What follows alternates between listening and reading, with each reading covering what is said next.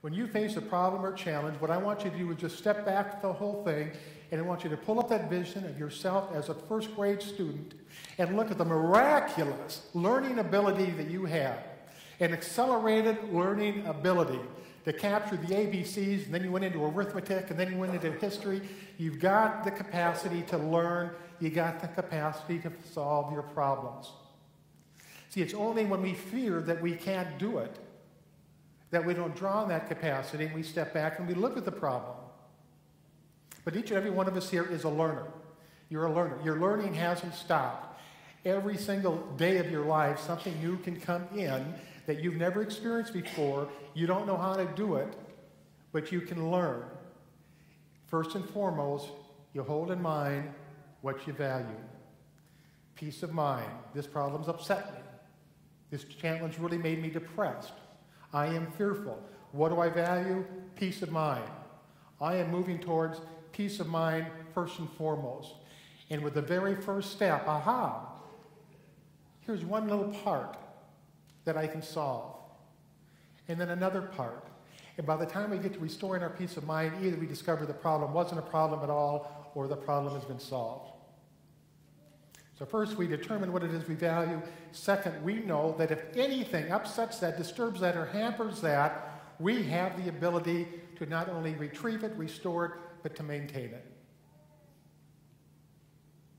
Now, the third thing when it comes to solving problems from a spiritual viewpoint is to know when a problem exists and to act on it.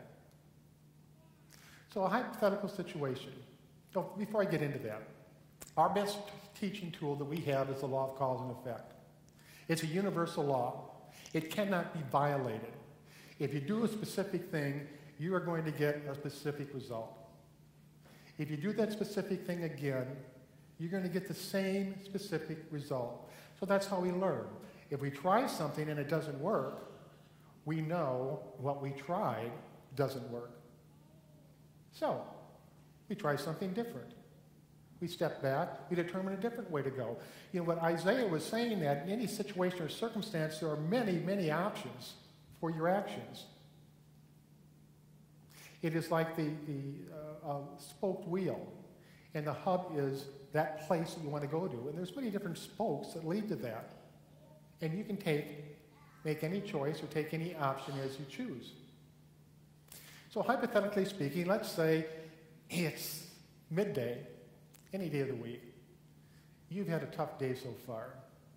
Irritating, piddly, diddly little things that just pelted you. One after another, after another, after another. Halfway through the day, you are worn out, you are tired, you're grumpy, you're crabby. It's just what you value has been lost. So you decide to go out and buy a new pair of shoes. I'm going to leave all my responsibilities behind. I'm going to go out and buy a new pair of shoes, and that makes me so happy. I go to the shoe store, I sit down, and the shoe salesperson comes, one pair after another pair after another pair, and then finally there's that pair that I just like so much. I try them on, they fit perfectly. My spirit is uplifted. I am happy. I'm so happy I don't want to take the new shoes off.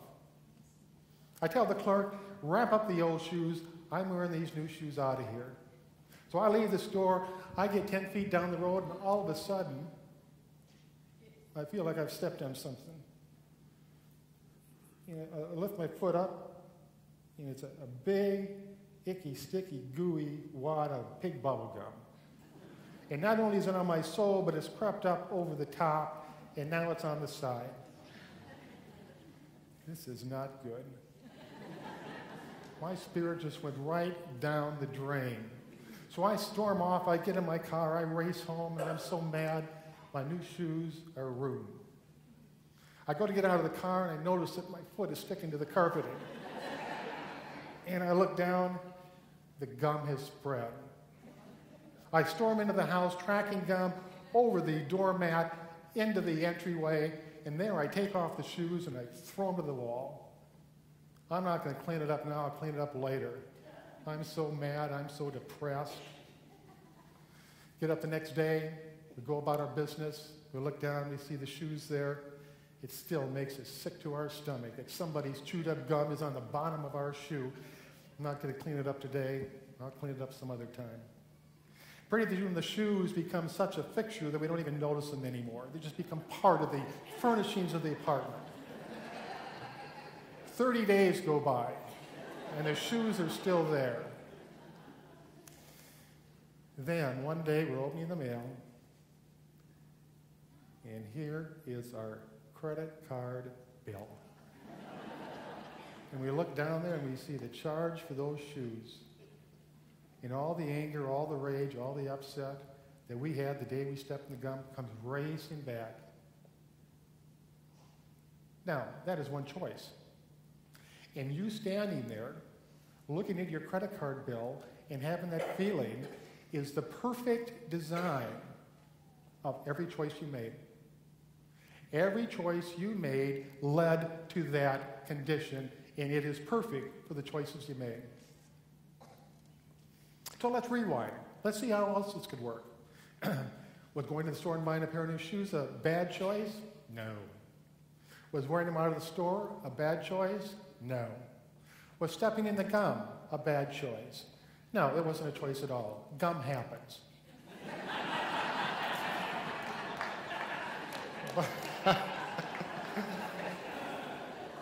I thought of several different variations of this story, but gum was the only one that actually served me well in church. So now, we are standing there, our shoe is on the gum. Every choice you make from that point forward is ours, and it has repercussions. We can't make the gum disappear. No matter how much we scrape our foot in the pavement, it's not all going to come off. So every choice we make from that point forward is going to determine where we'll be in 30 days. So first and foremost, we say, what do I value most at this point in time? My peace of mind. This has happened. What am I going to do with it? It's my choice. Then we ask the question, what is the best way to get gum off a shoe? The answer is, I don't know. Second question, who does? Well, I guess the guy at the shoe repair shop or the shoe shine shop. Okay. We take the new shoes off, we put them back in the box, we put the old shoes on, we drive to the shoe shine shop or the shoe repair shop, we take it in, we put it on the counter, we show him what happened. He says, I want these to be made brand new, I'll be back tomorrow to pick them up. He says, okay, that'll be $10. You drive home, you come back the next day, you've got your brand new shoes, problem solved. And we can do that with every single thing that comes into our lives. Now, I realize that this is a very, very simple illustration. And the problems that we face are much greater than a little bit of gum on the bottom of our shoe. But the principles are the same. We hold in line that which we value, and that has to be a priority first and foremost, whatever it is. Love, joy, happiness, peace of mind, you decide. First and foremost, what we value. Second, the confidence to know, I can solve this problem. I've never had it before, but I can learn, and if I can't get it down, I can find an expert that has been through this that can help me, but I can get this problem solved because I have that ability within me. And then the third thing is action. Act on it quickly. Most problems don't have a 30-day lifetime unless we continually breathe into them extra energy that keeps them alive.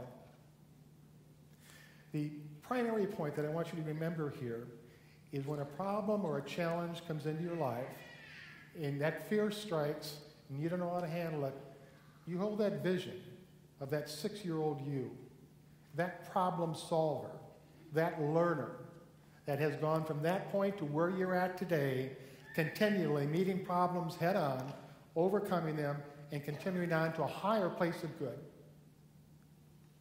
Also, in solving problems, we become greater. We recognize greater strengths. And there's nothing more invigorating, there's nothing more exciting, there's nothing more impassioned than becoming more than you've ever been. So as we move into meditation, think of those three things. What do you value? Recognize the fact that you're a learner, you're a problem solver. And third, that no matter what comes into your life that hampers what you value, you have the ability to restore, maintain, or recover. Nothing can take that away from you.